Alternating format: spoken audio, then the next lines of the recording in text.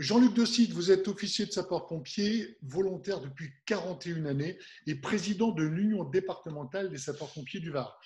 L'union départementale, on le sait, c'est un lien solidaire indéniable pour tous les pompiers du département. En plein confinement Covid-19, j'aimerais qu'on aborde plusieurs choses sur le plan de continuation d'activité pour vous et pour vos administrés de l'UD. Et bien évidemment, ma première question va porter sur nos anciens.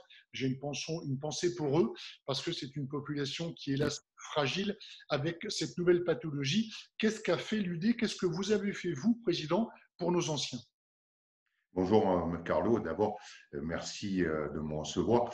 Écoutez, nos anciens qui sont au nombre de plus de 550 aujourd'hui dans le Var, les anciens, dès les premiers jours, nous les avons contactés par téléphone d'abord, puis par mail, parce qu'il faut savoir que nos anciens se sont mis au mail aujourd'hui.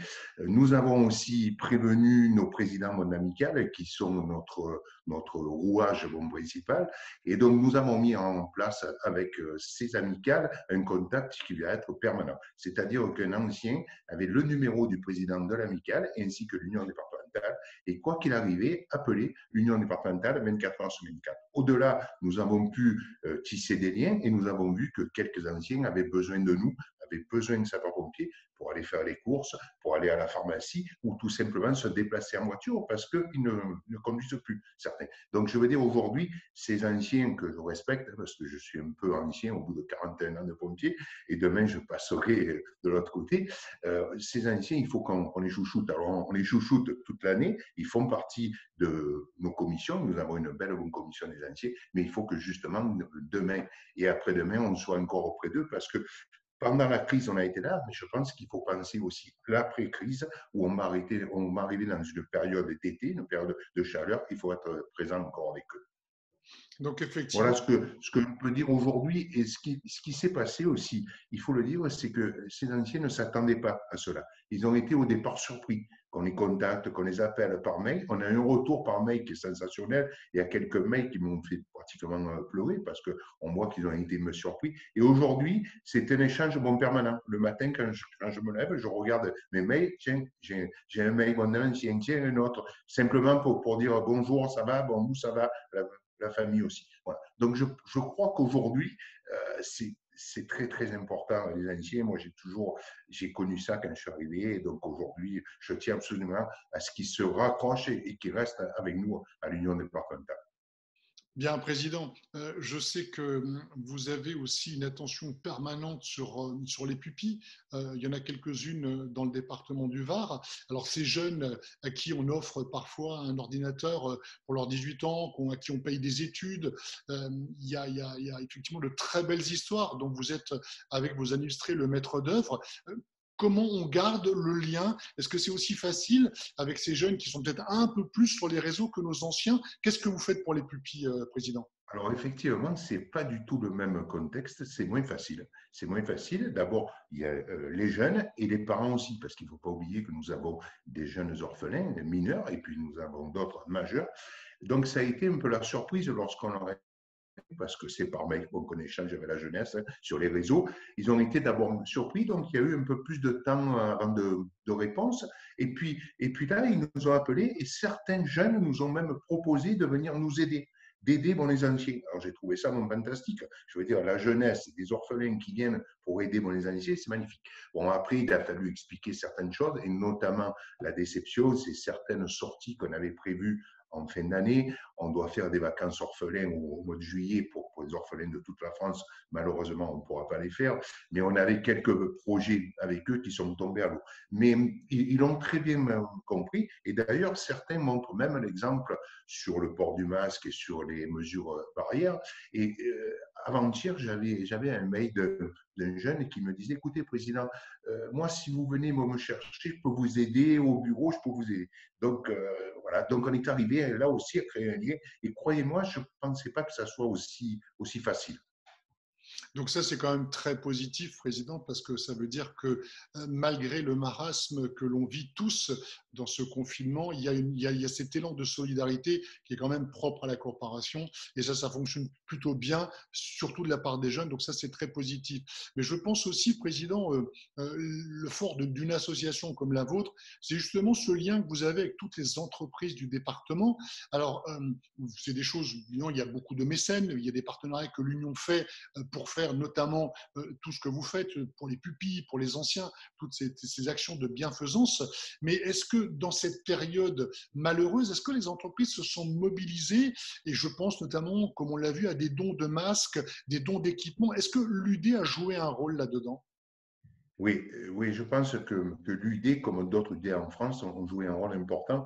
Dès le départ de l'événement, nous avons eu le contact avec deux, trois entreprises avec qui on travaille toute l'année et qui nous ont dit, est-ce que vous avez besoin de quelque chose?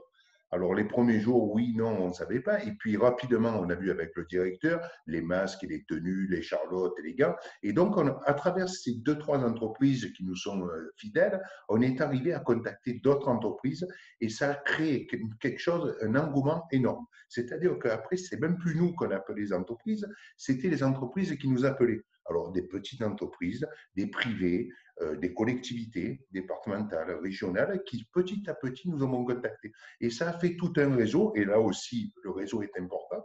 Chacun a porté sa contribution. On a été du côté de Grimaud, chercher des blouses, on a été du côté de la Seine, chercher des charlottes, et ainsi de suite, jusqu'à hier où on a été dans les Bouches-du-Rhône, à Roussé, chercher encore des masques FFP2.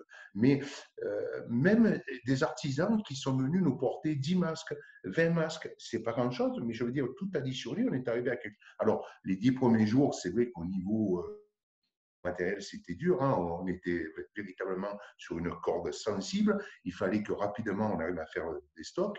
Et au-delà de nos espérances, on est arrivé, pour vous donner un ordre d'idée, à une semaine, on est arrivé à récupérer 30 000 charlottes.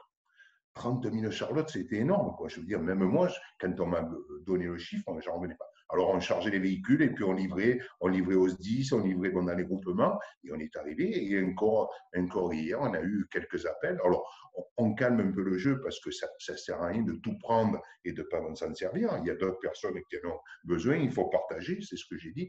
Mais l'après fera que les entreprises seront autour de nous et seront encore plus importantes pour l'union départementale. Je crois que il faut le retenir et j'ai une petite idée après pour créer le challenge des entreprises pour justement les remercier parce que ces gens-là se sont mis en quatre pour nous. On vous sait, Président, plein d'idées, plein de ressources. On vous fait confiance pour le challenge et on vous fait confiance pour remercier justement ces entreprises, en tout cas ces partenaires naturels qui, dans le mouvement national, font preuve de solidarité. Président, j'avais une autre question. Comment on fait? Alors, en temps normal, les pompiers volontaires sont dans les casernes, mais là, entre le télétravail, entre les enfants à la maison, est-ce que l'engouement et la disponibilité des pompiers volontaires, elle est toujours d'actualité? Et quel est le rôle de l'Union là-dedans? Alors, c'était la crainte au départ. Donc, quand on s'est retrouvé dans cette situation, on s'est dit qu'est-ce que les pompiers volontaires vont pouvoir continuer à faire? Est-ce qu'ils vont pouvoir se libérer par rapport aux gardes d'enfants, au télétravail? Et là aussi, ça a été la surprise, c'est-à-dire que les pompiers volontaires se sont retrouvés encore une fois encore plus mobilisés. Hier, un chef de centre du centre Var me disait, lui à base de volontaires, que tous les jours, il avait deux, trois personnes disponibles en journée. Et là, il s'est retrouvé avec 10, 12 pompiers volontaires. Il m'a dit, mais toute la journée, téléphonez, on est là, on est présent si vous avez besoin. Oui, mais comme vous faites, on se débrouille un soir. Il y a eu un élan aussi, là, et personne n'a reculé devant le danger, je veux dire. Au contraire, les gens ont appelé, on a besoin de nous, on est là, appelez-nous, on peut faire ça. Moi, il y a d'autres personnes, des jeunes volontaires qui m'ont dit, écoutez, s'il faut aller chercher un camion, s'il faut aller chercher du matériel, on est présent. Mais les chefs de centre en sont très contents parce qu'on n'a pas eu de pénurie de pompiers. Alors, les professionnels ont aussi été présents, je tiens à le souligner, ainsi que les PAT, qui ont fait un travail énorme, un travail de l'ombre, mais il faut savoir que les pompiers volontaires ont répondu encore une fois, bien plus à ce qu'on pensait. Et je crois que l'union départementale, bon, là-dedans aussi, est un moteur pour faire avancer ces choses-là. Et à travers le réseau, on les a assurés aussi l'un et l'autre de la protection, parce que vous savez qu'on travaille avec la mutuelle et c'est important d'avoir une protection. Et on a continué à leur dire, si vous avez un problème, appelez-nous, si vous avez... Il y a le social qui rentre en jeu aussi, hein. Il y a des pompiers volontaires qui sont en difficulté, mais qui n'ont rien lâché de l'autre côté. Donc, c'est quand même bien. Et puis, je pense que la solidarité avec un grand S chez les pompiers, c'est quelque chose, c'est énorme, énorme. Alors, tout ça, c'est très positif, Président, et je vous remercie encore une fois de cet enthousiasme où l'on voit ce que vous faites et ce que les pompiers font, parce qu'on a un peu tendance, comme je l'avais déjà dit dans mes vidéos, à oublier un petit peu cette corporation, et pourtant ceux qui sont au front dans les ambulances rouges, ça reste les pompe-là. Alors je vais quand même être obligé de vous fâcher un petit peu, Président, parce que j'aimerais quand même avoir votre opinion personnelle sur ces exactions qui sont faites contre les soignants par leurs voisins, contre nos pompiers, volontaires ou professionnels, à qui on demande d'aller dormir dans la voiture, à qui on demande de déménager parce qu'ils sont en risque. Si on comprend la peur de nos concitoyens, bien évidemment, dans un premier temps, de dire bah, si le type il est pompier dans mon immeuble, je risque d'être contaminé, mais comment vous réagissez à ça, Président? Alors, ça sera le point noir de la crise. Je veux dire, nous, ce qu'on peut retenir, même chez nous, on ne peut pas le comprendre. Et croyez-moi, si avant la crise, on m'avait dit qu'il allait se passer ça pour quelques pompiers, quelques infirmières, les soignants, je vous aurais dit non, c'est pas vrai.